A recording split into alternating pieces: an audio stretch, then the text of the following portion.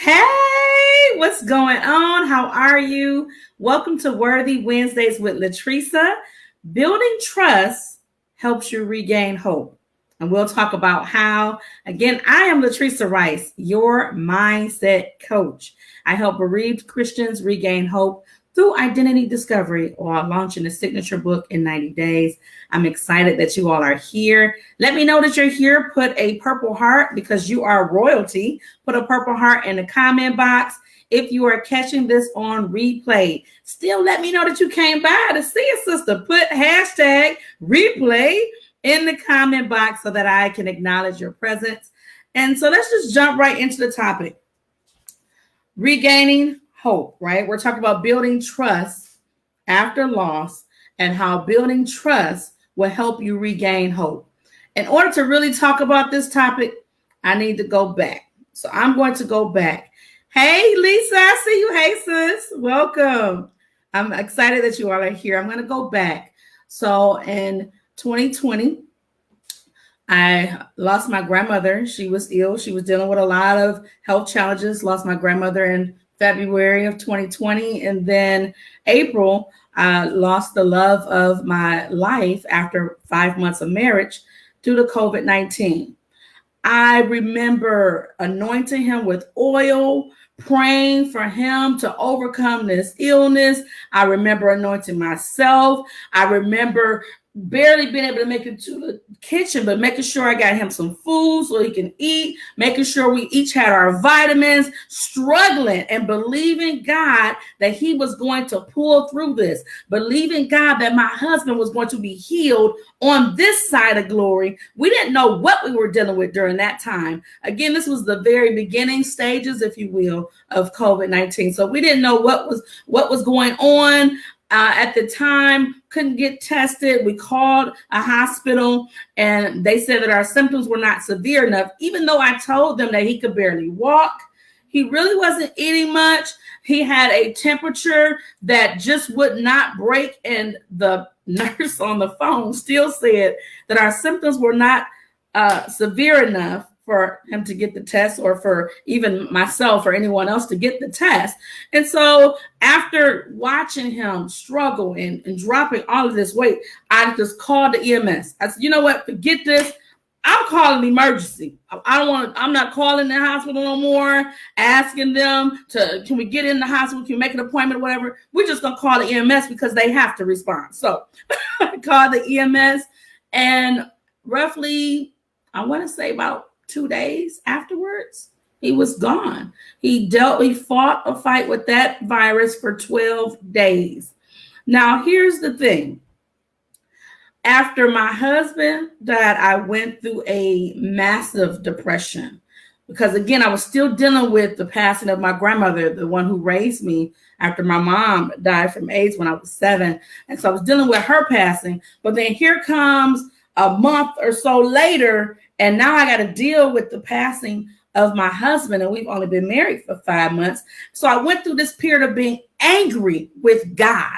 How many of you have ever believed God to change something around, or believed him to heal your loved one, and then you thought, because again, we have our idea about what healing looks like, but then you thought he didn't listen, and you thought that you could trust God to go through this situation and handle it the way that you expected him to, but you got a different response. That was me. So I went through a period of saying, you know what? I don't trust men. I don't trust people. I barely trust these doctors, because the doctor encouraged me to talk to my husband and have him get on this ventilator, and he still died. So I remember being angry with God. I was angry with myself. I was angry with everyone else.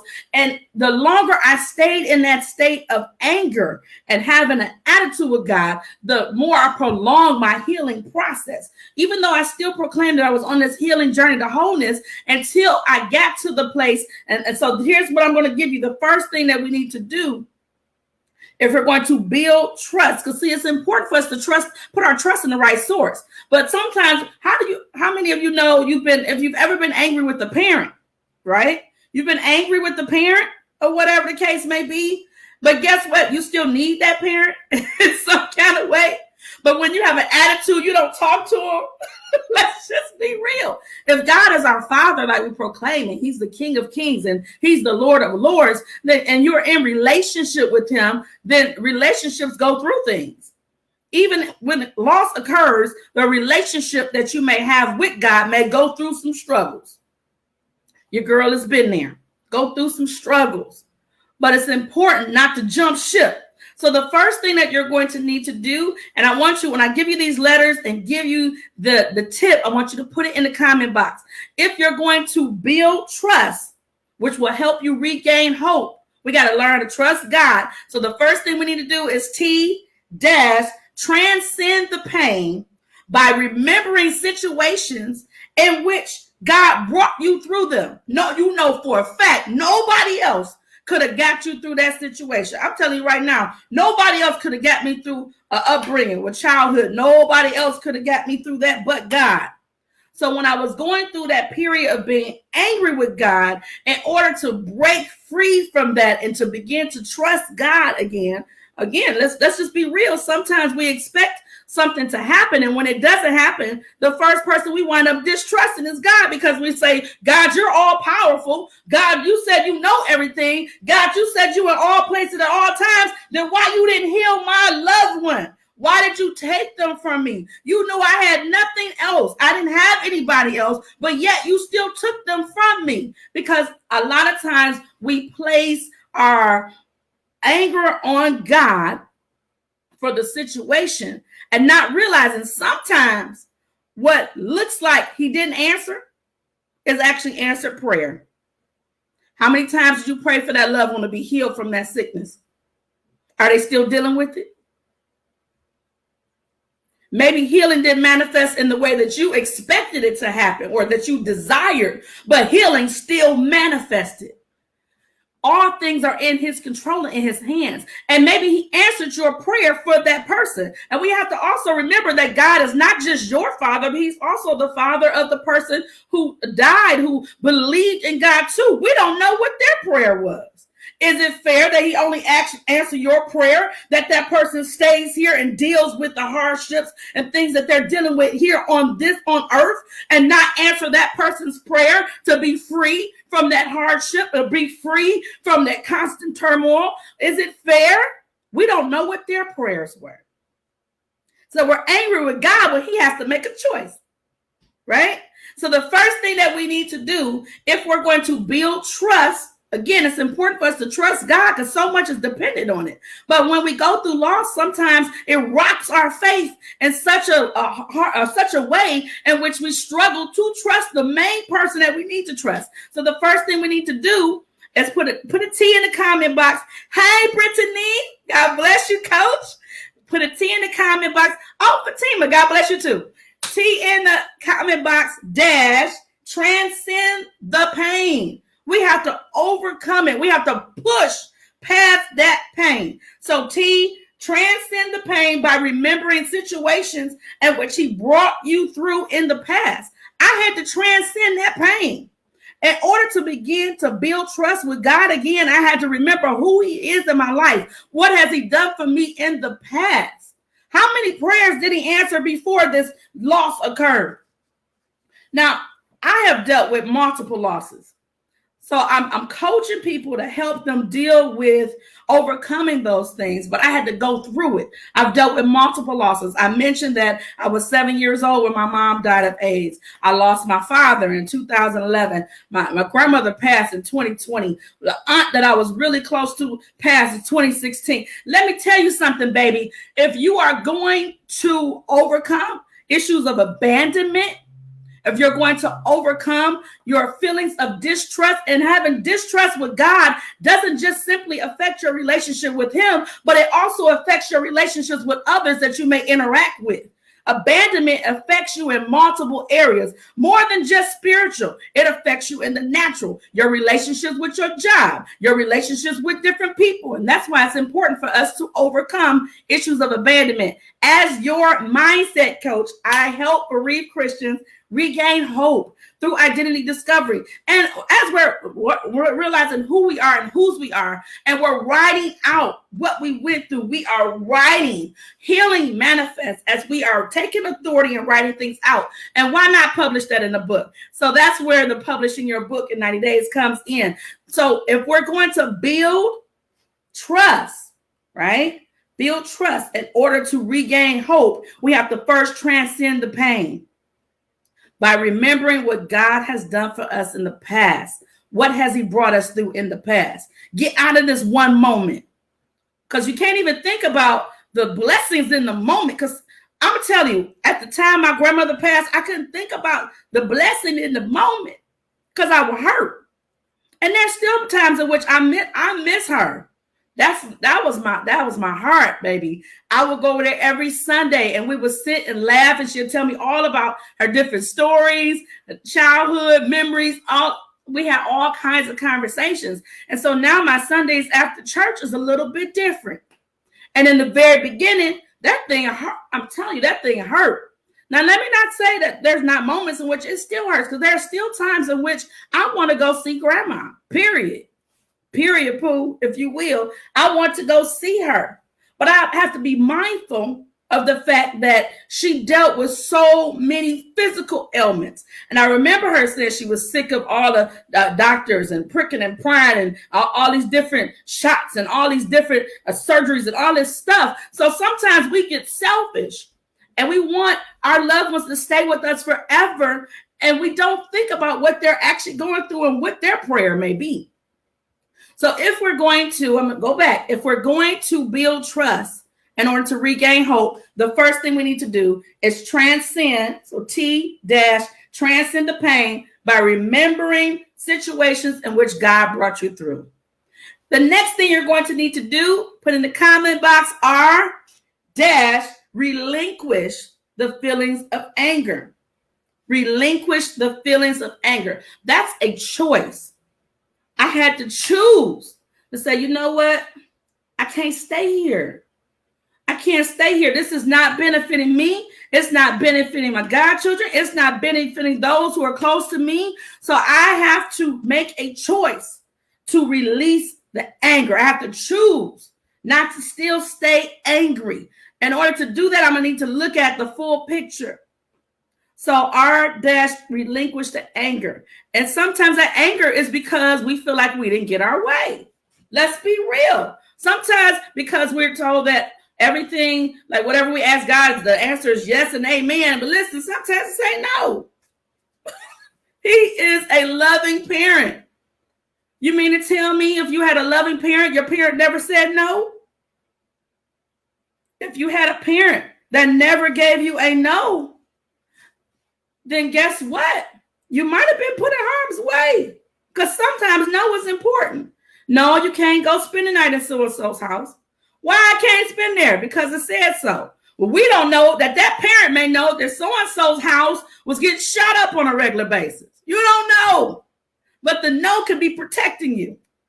The no can be releasing you. The no that parent gave, and right now I'm talking about the parent being God, the no could have been an immense blessing to you, but at that moment you were upset with God because the no hurts. We all want to be told yes with every question that we ask, but sometimes the no is necessary.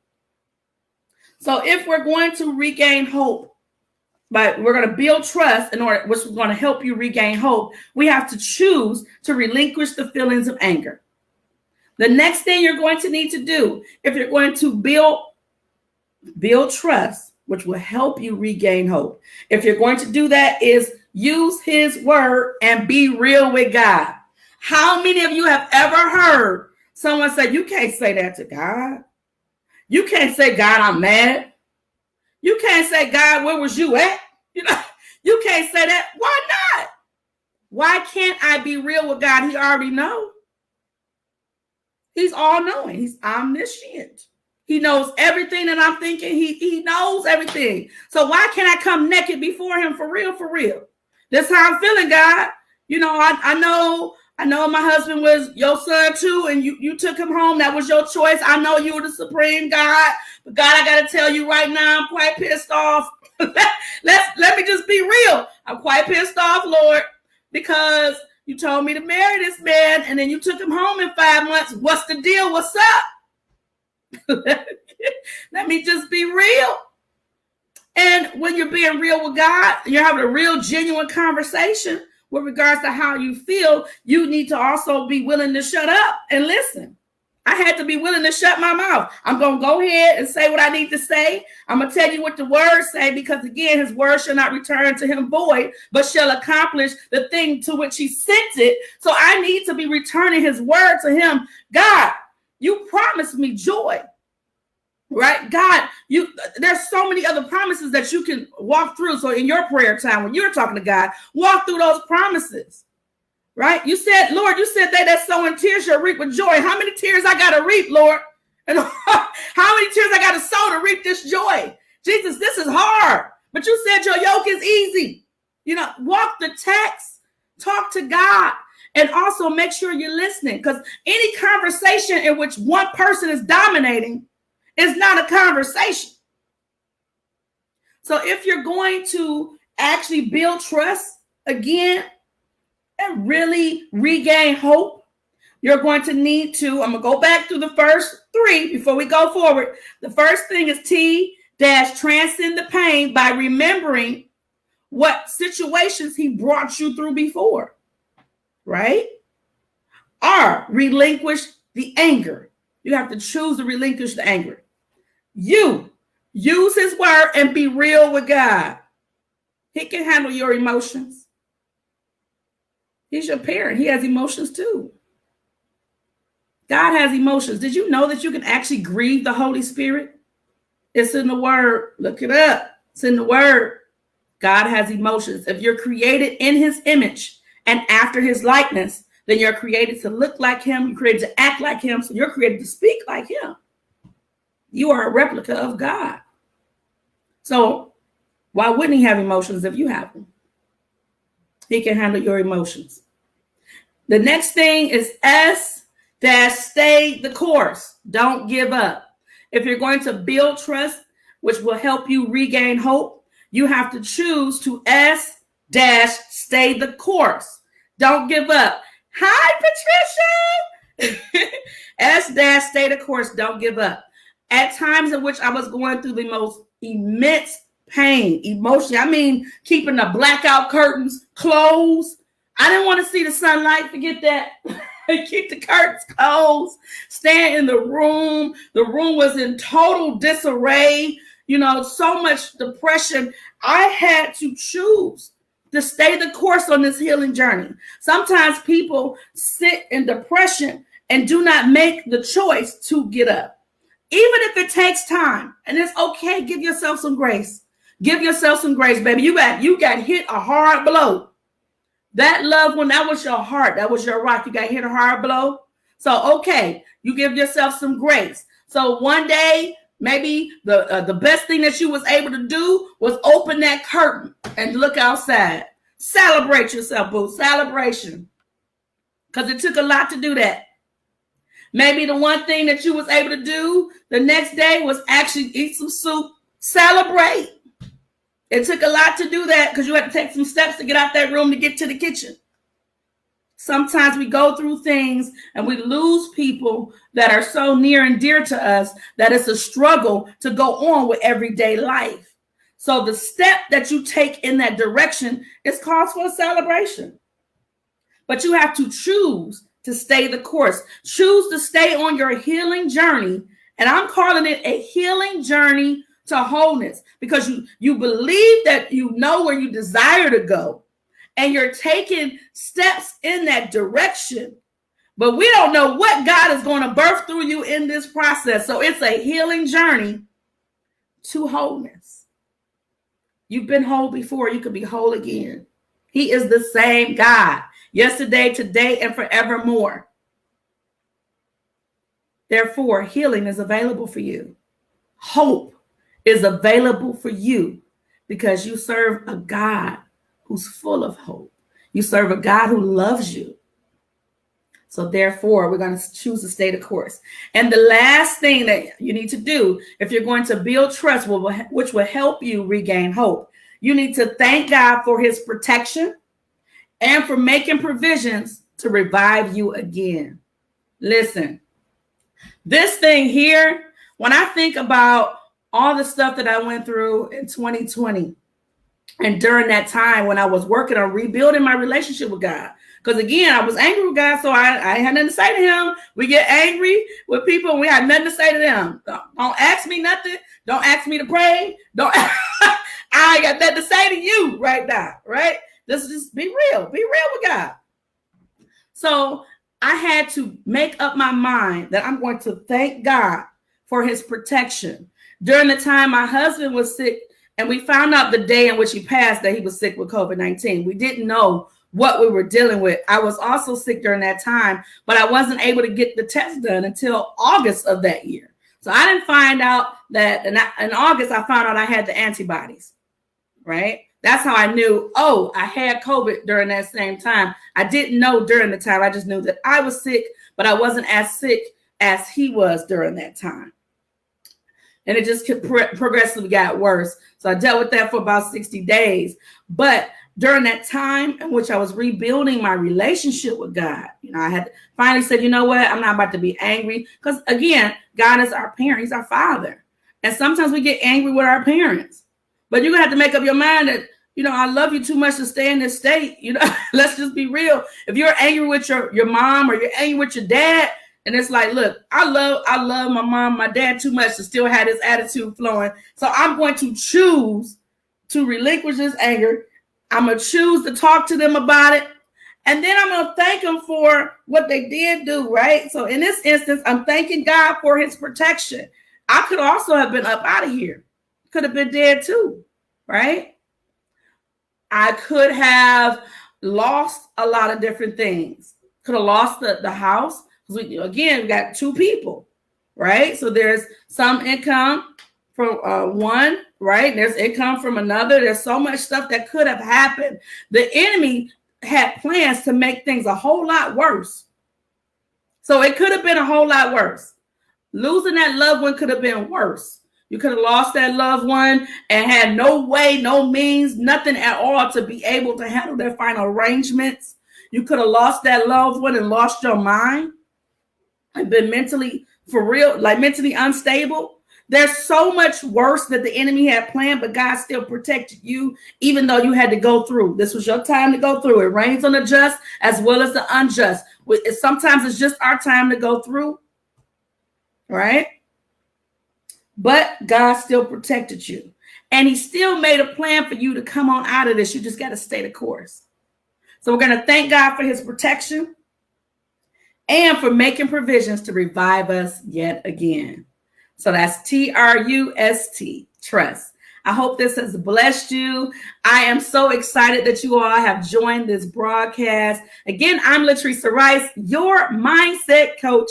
I help bereaved Christians regain hope through identity discovery while launching a signature book in 90 days. If you are interested in talking to me about your journey and you would like more assistance and how, with regards to overcoming your feelings of anger, or overcoming the issues that you're dealing with, overcoming the issues from loss, right? So that you can regain hope, click the link, the calendar link that's in the description box. And I look forward to speaking with you for a free consultation. Again, have an amazing night and thank you for joining.